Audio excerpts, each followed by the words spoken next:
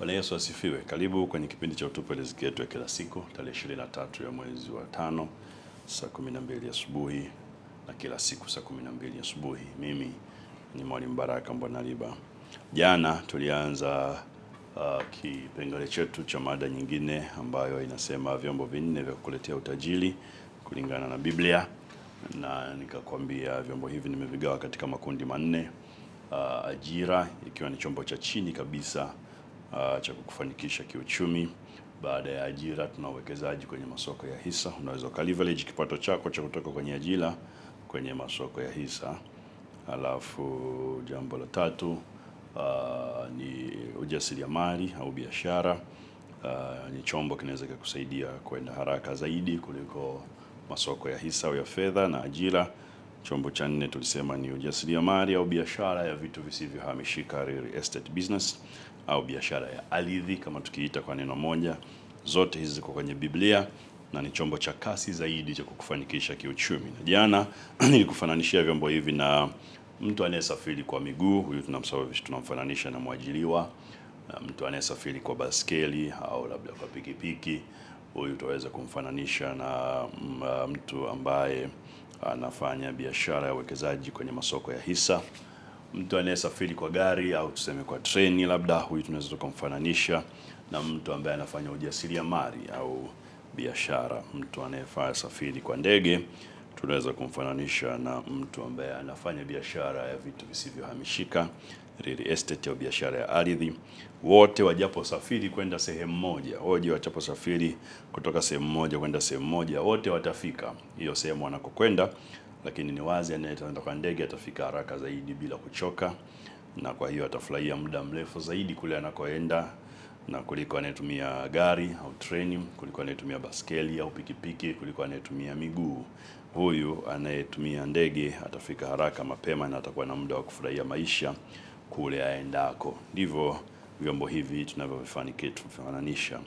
Sasa leo nataka nikupe maswali 26, sina kama tutayamaliza yote leo, lakini tutakapoishia tutaona tutaendelea kesho. Kikubwa ninachokitaka ni kwamba ufanye tathmini yako ya afya yako ya kiuchumi. Uone hali yako ya kiuchumi ikoje, angalau kwa maswali ya 26 ambayo ni general, yakupe ulipo kiuchumi, afya yako kiuchumi iko wapi. Alafu uchague kati ya hivi vinne chombo ambacho unataka kufanikisha haraka. Ukiona hali yako ni mbaya zaidi, unahitaji chombo cha kwenda kasi zaidi. Kwa hiyo wengine unahitaji kutumia ndege au biashara ya vitu visivyohamishika. Kama hali yako angalau nzuri, unaona nikiendelea na ujasiriamali au biashara itanisaidia, au unaweza kaamua kutumia masoko ya hisa au ukatumia ajira, wewe uamue, lakini kulingana na hali yako ya kiuchumi kwa chochote ambacho unakifanya zaidi. Jambo la msingi, majibu haya au maswali haya yajibu kwa uaminifu bila kukuza jambo. Don't exaggerate. Usikuze jambo lolote, yajibu kwa uaminifu kwa kutumia hali yako ya sasa. Kwa kutumia hali yako ya sasa ulionayo, na usiashumu, usifikiri vitu, na wala usijibu kwa kufikiri nitafanya kesho. Jibu ya maswali kwa hali yako ulionayo sasa ya uchumi. Alafu mwisho wa maswali haya nitakupa tathmini ya afya yako ya uchumi. Sasa sikiliza kwa makini, na kama unaweza kuandika andika, au chukua karatasi yako na kalamu au simu yako, anza kurekodi majibu. Haya maswali yote yana majibu matatu. Haya maswali unaweza kujibu ndio, ama unaweza kujibu hapana, ama unaweza kujibu sijui, au unaweza kujibu sijui. Kwa hiyo unaweza ukajibu kwa majibu matatu. Either useme ndio kama unafanya kile ambacho tunakiongea, kama haufanyi useme hapana, na kama haujui nini unatakiwa kufanya useme sijui. Kwa hiyo hayo ni majibu matatu. Nitakupa mfano swali la kwanza, alafu tutaanza tena upya kwa swali lile la kwanza. Kwa mfano, swali la kwanza linauliza, je, unajua hali yako ya kifedha ya sasa? Yaani tukikuuliza hali yako ya kifedha ya sasa, unaweza kutuambia hali yako ya kifedha unaipata kwa mali ulizonazo, kwa kutoa madeni ulionayo. Ukichukua mali zote ulizonazo, asset zote ulizonazo, mali zako, ukachukua na madeni ulionayo, vitu unavyodaiwa, ulivyokopa dukani, vyote madeni yote ulionayo na asset, mali ulizonazo. Je, ukichukua mali kutoa madeni, unajua hali yako ya sasa uko kwenye hali gani? Je, utakuwa kwenye hali ya madeni au kwenye hali ya kuwa na mali, ya kuwa na baki? Utakuwa na hali ya hasi au ya baki? Unajua? Sasa kama umeshafanya hivyo unajua, utasema ndio. Kama hujawahi kufanya hivyo, utasema sijui. Utasema hapana, utasema hapana. Kama hauelewi nini kinatakiwa au swali lenyewe hata linamaanisha nini kabisa, utasema sijui. Kama unajua hali yako, utasema ndio. Kama haujui, utasema hapana. Kama hata swali lenyewe haujalielewa, utasema sijui. Utasema sijui. Ni kama vile sijui ni jibu la kama uko katikati, kama uko katikati, kama uko katikati. Kwa hiyo hivi ndio utakavyojibu maswali yote 26. Sasa tutaanza na swali la kwanza. Naanza kurekodi majibu yako na baadaye nitakupa tathmini yako. Swali la kwanza ndio hili nililokuletea, kwamba tukikuuliza hali yako ya kifedha ya sasa, je, unaijua? Kama unaijua, mara moja hata ukitoka usingizini sema ndio. Kama una wasiwasi, haujawahi, sema hapana. Kama angalau ulishawahi kufanya lakini hauna uhakika, unaweza kusema sijui. Ni jibu la katikati, ni jibu la katikati. Kwa hiyo unaweza kutumia hilo. Hilo ni swali la kwanza. Hali yako ya kifedha ya sasa unaijua? Swali la pili, je, unaridhishwa na hali yako ya sasa ya fedha? Labda ukichukua mali, kutoa madeni, utabakiwa na mabaki, utakuwa na kiasi fulani kinabaki, au unabakiwa na hasi, unadaiwa. Vyovyote vile, unaridhishwa na hali yako ya sasa ya kifedha? Ujibu ndio ama ujibu hapana. Kama uko katikati hapo, jibu sijui, kwamba sina hakika ya kwamba naridhishwa au siridhishwi, sema sijui.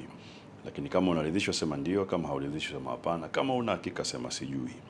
Swali la tatu, je, unajua njia rahisi za kuongeza kipato chako kwa sasa? Tukikwambia okay, inawezekana unaridhishwa au hauridhishwi na hali ulionayo. Leo mtu akisema nataka nikupe mtaji, utaufanyia nini? Unajua utafanyaje ili uongeze kipato chako? Una plani ya biashara au ya kitu cha kufanya kuongeza kipato? Kama hata ukiamsha usingizini unasema ndio, sema ndio. Kama haujui mpaka ufikirie, sema hapana. Sema hapana. Kama hauna hakika, unataka kuongeza kipato au hautaki, sema sijui. Kwa hiyo hivyo ndivyo unavyojibu maswali. Swali la 4 linauliza, je, una akiba ya kutosha kuishi angalau miezi 6 mpaka mwaka mmoja ujao kwa kiwango unachoishi sasa bila tatizo? Hayo maisha unayoishi sasa hivi, jinsi unavyokula, jinsi unavyotunza familia yako, mahitaji yako ya nyumbani ukiyachukua ya siku. Je, umeweka akiba ambayo inakutosha? Ikitokea shida, unaweza ukakaa angalau miezi 6. Tunasema mpaka mwaka mmoja, lakini kwa kuanzia angalau miezi 6 kwenye maisha hayo bila tatizo. Kwamba leo kwa mfano ni mfanyakazi, hauna kazi, ikitokea tatizo ukafukuzwa kazi, je, unaweza kuendelea na maisha hayo angalau kwa miezi 6 mpaka mwaka mmoja bila tatizo au haiwezekani? Kwa hiyo kama unaweza sema ndio, kama hauwezi sema hapana. Kama una walakini sema sijui. Kama una walakini sema sijui. Kwa hiyo kibiblia unatakiwa kuwa na akiba angalau miezi 6 mpaka mwaka mmoja. Akiba nzuri ni ya mwaka mmoja. Uishi maisha hayo unayoishi. Kama ni mfanyabiashara, biashara yako ikifa, ukae angalau mwaka mzima bila kipato na ukaishi maisha unayoishi leo. Hiyo ni kanuni ya kibiblia. Swali la 5, je, unaweka akiba mara kwa mara? Unaweka akiba mara kwa mara? Mpaka tujifunza kwenye zile kanuni, kila kipato chako unachopata 20% kwa ajili ya akiba. Wewe unafanya hivyo? Unajibu ndio au hapana. Au kama ulikuwa unaweka lakini sio 20, au unaweka mara hauweki, unajibu sijui. Kama una wasiwasi unajibu sijui. Kwa hiyo je, unaweka akiba mara kwa mara? Ndio kama unafanya hivyo, kila unapopata unaweka akiba. Hapana kama hufanyi hivyo. Kama angalau unajitahidi lakini sio mara kwa mara, jibu sijui. Swali la 6. Je, umejenga tabia ya kuweka akiba katika maisha yako? Kumbuka tulivyosoma Warumi sura ya 5, nikaisisitiza sana ya kwamba lazima ujijengee msuli wa kutenda mema.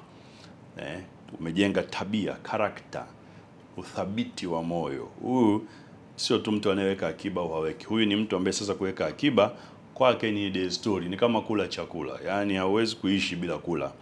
Ndivyo yeye alivyo. Bila kuweka akiba haishi. Ndio tunaruhusu swali la 6. Ni tofauti na swali la 5 na la 4. La 4 ni kama una akiba ya miezi 6 mpaka mwaka, unayo hauna. La 5 kama unaweka mara kwa mara, inawezekana unaanguka unainuka, unaanguka unainuka. Swali la 6 hakuna kuanguka. Yaani wewe sasa imekuwa ni tabia. Kila unachopata unaweka akiba. Je, unafanya hivyo?